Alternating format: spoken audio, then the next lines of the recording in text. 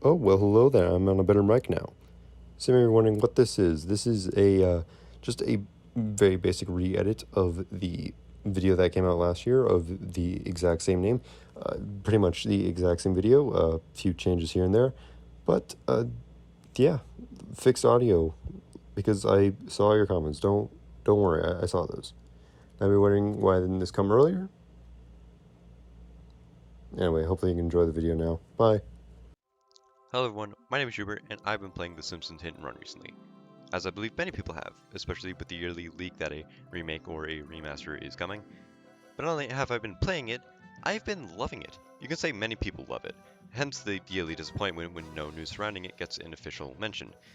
But I've been loving it so much that I've completed it, and started falling down the rabbit hole of the weird changes from console to console. And so I thought I'd make something out of that, and take all the interesting changes from the cutting room floor and present them here. I'll be segmenting them into obvious, subtle, and other. There will also be spoilers, but I'll try to keep them on the low. Starting with obvious, the tutorial in the first level has some funny voice lines from Bart talking to his father Homer. All right, player one, Homer. Use the directional button or left analog stick to move around. This is called walking. Press the X button to jump and hold down the circle button to run.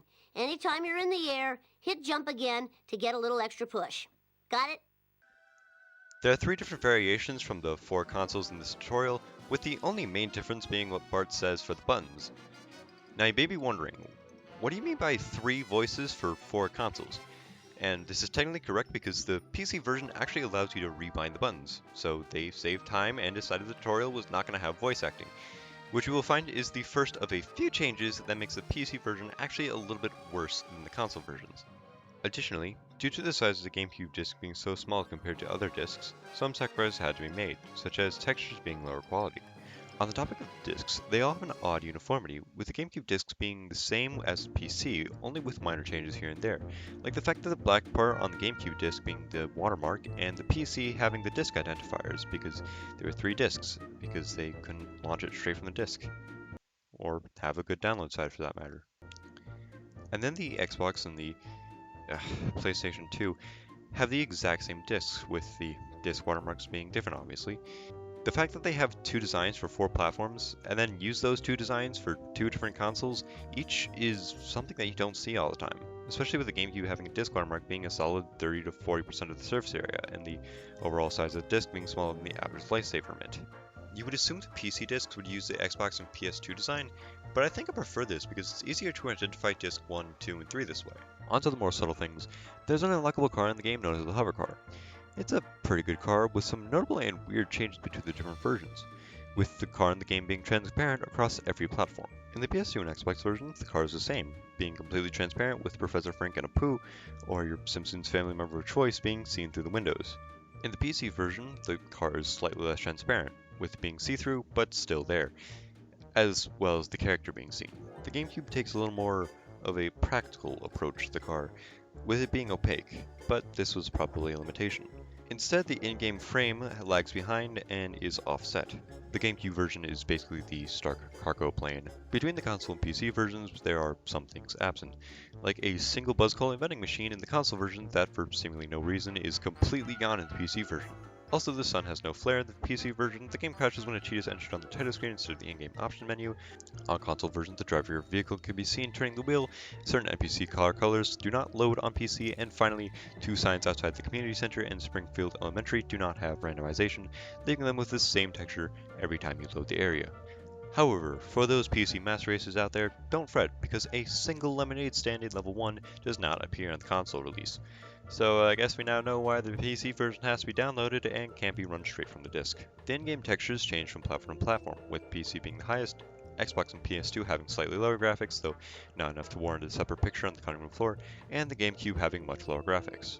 One image is actually different though, for no apparent reason, on PC, with a single picture of Snake Jailbird behind bars. The audio has basically the same parallels as the graphics, with the only difference being that the Xbox actually has higher audio than PC, PC has the same as PS2 for some reason. The PS2 version runs at 30 frames per second as opposed to every other version running at 60, and there is a cheat that allows you to blur the screen, possibly a drunk effect. This is accepted as a cheat in every version, but has no effect on every platform but the PS2. And finally, the others. These are the things I thought really didn't fit anywhere else. Starting with just a kind of personal question, I have to include this somewhere in the video, but I own one physical copy of The Simpsons Hit and Run, and it's a little scuffed. But I can deal with that 100%. The manual is ripped, I don't care. But why is it in black and white?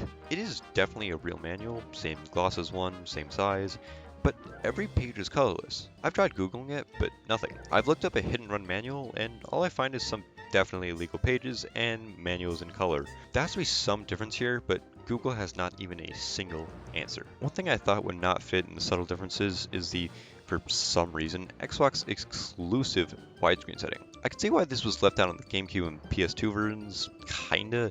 I mean, just stretch it. But the PC version? You can already change the resolution. The game will even tell you when you can't use one. Why not have widescreen included there? Just include a little text at the end that says widescreen. From what I can tell, there are no major changes from the game region to region, but there are a few text changes in the PAL release to account for more text language to language. And in the Australian release, the line, "Don't come in here. We're making sausage. Man sausages." was completely censored and removed entirely. Some cheat codes in every version of the game are unusable due to the fact they have no combination attached. And there are also a lot of them that have no known use. In every level, there's these things called gags. They are little references to the show or just funny things. You know, gags. That man sausages quote was, for one instance, a gag. There are a few gags in the game that go completely unused. For more info, I will leave a link to the cutting room floor where a lot of this info was gathered from, but a quick rundown is probably needed. So, there was a merry-go-round at the school and at the park near the Simpsons house. In the tobacco fields, there were crows set to spawn in level 1 and 4. The crows would become bats in level 7, but all 3 were cut due to memory loss. There's a doll in the android dungeon that would inflate and deflate, but this was cut due to a bug. Hans Millman would have appeared stuck in his car in level 3, and finally, there's a gag in the game where Nelson punches Milhouse. This gag is in the game, but the unused version would have looped. And I believe finally for this second, by editing a byte of data, you can enter a warp from the telephone booth. That's why I put them in this video, because they're probably in every version of the game, but can only be accessed on the PC version, making them more or less exclusive. Well, that's the video. You can leave now if you want to, but I just have one final question. What is the best version of the game? Well, to put it simply, the Xbox version. It has the best graphics, widescreen, that's really all you need. The best audio, all the dialogue, that one vending machine in that one part of the game, and, you know, the console versions are generally superior to the PC version. So, this is the better version of the console version. So, yeah, if you have an Xbox, get this game. The second best is very clearly the PC version because it's on PC. You can do pretty much everything you want to. In fact, mods for the PC version of the game are still coming out to this very day, and in fact, that's how you play widescreen on PC version. There's this thing called the Lucas Mod Launcher, I believe. I'll leave a link in the description if you really want to do it. And yeah, there's a ton of mods. A lot of these things I mentioned, and that one little lightning round there at the end, those were all accessible through mods or modifying the code. So while it's not technically the best version, it's still pretty good. It's also completely free, but you know, all versions are if you really want to. Now, when it comes to the PS2, it's one of the worst versions. I mean, the PS2 version, you know, what can I say about it? Well, the PS2 wasn't the best console. It released a whole year before the rest of them did, so a lot of the games were not as comparable to each other, but the only reason it's better than the GameCube version is pretty much because, well, the GameCube discs were extremely small. I mentioned it earlier in this video. So it has lower everything because everything had to be compressed. It was made for like the Xbox and PC version. The PS2 version kind of worked, and GameCube version, oh, it was rough, but it's still pretty playable. I mean, that's the version that I played. But yeah, and then the GameCube version. I mean, if you have any of the other versions, get it. But if you have a GameCube, the game's still very, very good, and, well, none of the changes make it extremely terrible. But yeah, if you don't really care about specs or anything, get any version of the game. They're all extremely good. But yeah, that's basically all I have to say. So thank you so much for watching, and well, please subscribe. I'm begging on my hands and knees, please, please.